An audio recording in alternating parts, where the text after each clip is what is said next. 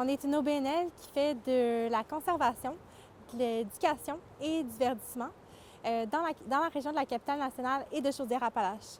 Donc, on fait de la conservation volontaire principalement, mais aussi plein d'autres projets comme la gestion de milieux naturels comme le Mont Wright. Puis en éducation, on fait des projets autant en milieu scolaire pour les profs et les élèves, mais aussi des événements pour le grand public. Et finalement, on fait du divertissement tant en milieu urbain qu'agricole. Et on participe aussi à des distributions d'arbres. Et voilà. Ouais, Et là, ce qui est important, on parle de l'île d'Orléans, entre autres. C'est le bilan de la phase 2 d'un projet de conservation volontaire des milieux naturels d'intérêt. Ça s'est passé à l'île. Pouvez-vous nous expliquer un peu ce que représentait cette phase 2? Oui, en fait, cette phase 2 s'est déroulée de 2019 à 2022. Elle se termine juste actuellement. Puis, ça représente en fait 25 propriétaires qu'on est allé visiter leurs propriétés. On a fait un inventaire floristique des oiseaux et aussi des amphibiens reptiles. Puis, par la suite, on leur a produit un cahier du propriétaire. Donc, ce cahier-là présente ce qu'on a trouvé chez eux, mais leur émet aussi des recommandations de conservation, de restauration et d'aménagement. Puis, à la fin, ces propriétaires-là sont amenés à signer une entente de conservation volontaire. C'est une entente qui n'est pas légale, c'est vraiment une déclaration d'intention qui vise, dans le fond, à les engager moralement dans la conservation de leurs attraits naturels. Donc, cette deuxième phase nous a permis d'avoir 21 ententes de conservation volontaire. Donc, ça fait 51 en tout avec la phase 1. C'est ça. Ouais. Donc, vous avez une phase 1. Donc, oui. Ça, c'était le prolongement, la phase 2 de ce que vous avez fait. Phase 1, est-ce que c'était différent un petit peu ou ça semblait la même chose? C'est pratiquement la même chose. C'est les territoires, en fait, qui ont changé. La deuxième phase s'est déroulée dans la municipalité de Saint-François de l'île d'Orléans et de Sainte-Famille de l'île d'Orléans, tandis que la première phase s'est déroulée à Sainte-Pétronille de l'île d'Orléans, à Saint-Pierre, à Saint-Laurent et, si je ne me trompe pas... Il restait seulement Saint-Jean, je crois, que vous disiez. Saint-Jean, puis malheureusement, il n'y a pas de propriétaires qui se sont manifestés parce qu'en fait, c'est vraiment les propriétaires qui s'inscrivent au projet. Donc, c'est vraiment grâce à eux que ce projet-là a vécu. Ça vient vraiment aussi de l'intention des propriétaires. Donc, c'est beau de voir qu'à l'île d'Orléans, il y a vraiment cette protection-là de l'environnement à cœur de la part des propriétaires privés. Est-ce qu'on avait aussi ce genre de programme pour la côte de Beaupré ou c'est quelque chose que vous pensez? C'est quelque chose qu'on aimerait vraiment beaucoup. Malheureusement, c'est vraiment attaqué juste à l'île d'Orléans parce que c'est quand même un gros territoire, mais c'est quelque chose dans le futur qu'on aimerait pouvoir faire ailleurs. On a fait ce même type de projet-là dans l'Aubinière. Ça visait seulement les milieux humides, puis on a fait la même chose aussi en Chaudière-Appalaches, dans la MRC de Lillet. C'était aussi seulement pour les milieux humides. Donc, c'est des choses qu'on aime beaucoup faire, puis qu'on a vraiment une bonne expertise, puis qu'on aimerait ça pouvoir faire vraiment dans l'entièreté de notre territoire. Comme vous disiez tantôt, les gens avaient volontairement assis une entente. Ouais. Donc, c'est rien qui les emmenait au niveau de leur taxe foncière, quoi que ce soit qui venait changer. Ça restait plus du volontariat au niveau de l'environnement. Exactement. Ils restent propriétaires de leur terrain. Ils n'ont pas de taxe foncière ou de coût qui est relié à ça. C'est vraiment un engagement qui est moral. Puis, en fait, nous, dans 3 à 5 ans, on va retourner voir ces propriétaires-là pour voir quels changements ils ont effectué dans leur aménagement, dans leur activité sur leur terrain, voir s'ils ont appliqué des recommandations qu'on a émises dans leur cahier. Et donc, 50 personnes, 50 propriétés, ça demeure un bel accueil pour un projet du genre. Hein? Oui, vraiment.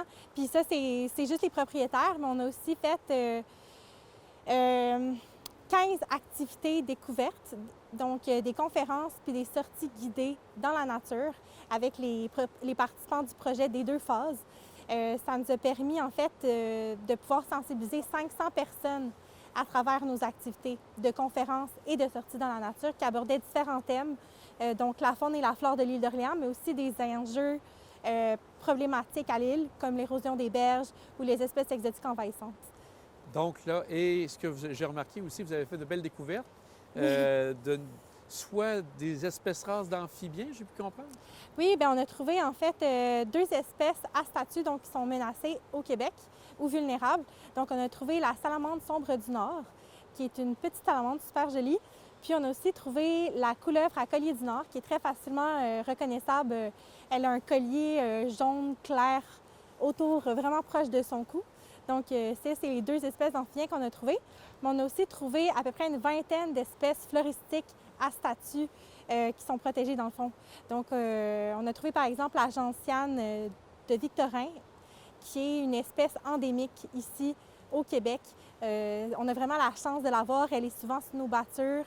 Une petite fleur bleue-violette, super jolie. Puis elle existe seulement au Québec. Donc, c'est ça, on a vraiment fait des belles découvertes. Puis ça a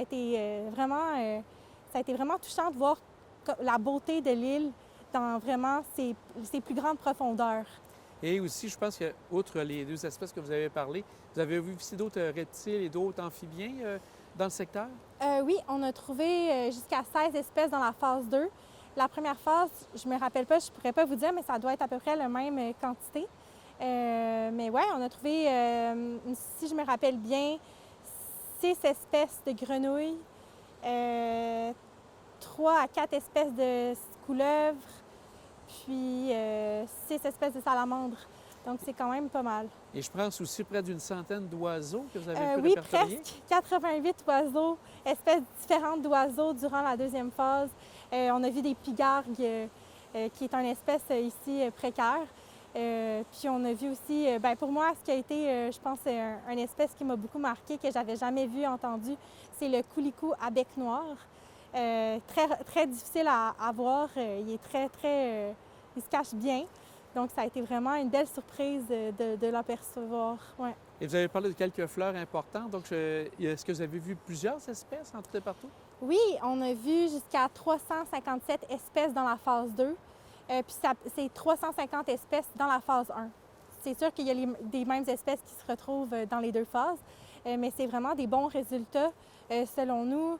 Puis, c'est ça, une vingtaine d'espèces qui sont à statut donc vulnérables, menacées ou susceptibles d'être menacées ou vulnérables. Donc ça, c'est des choses qui quand on retrouve ça chez les propriétaires, c'est vraiment un point auquel on va aborder avec eux parce que c'est des plantes qu'on retrouve au Québec souvent, qui sont menacées, qui pourraient disparaître.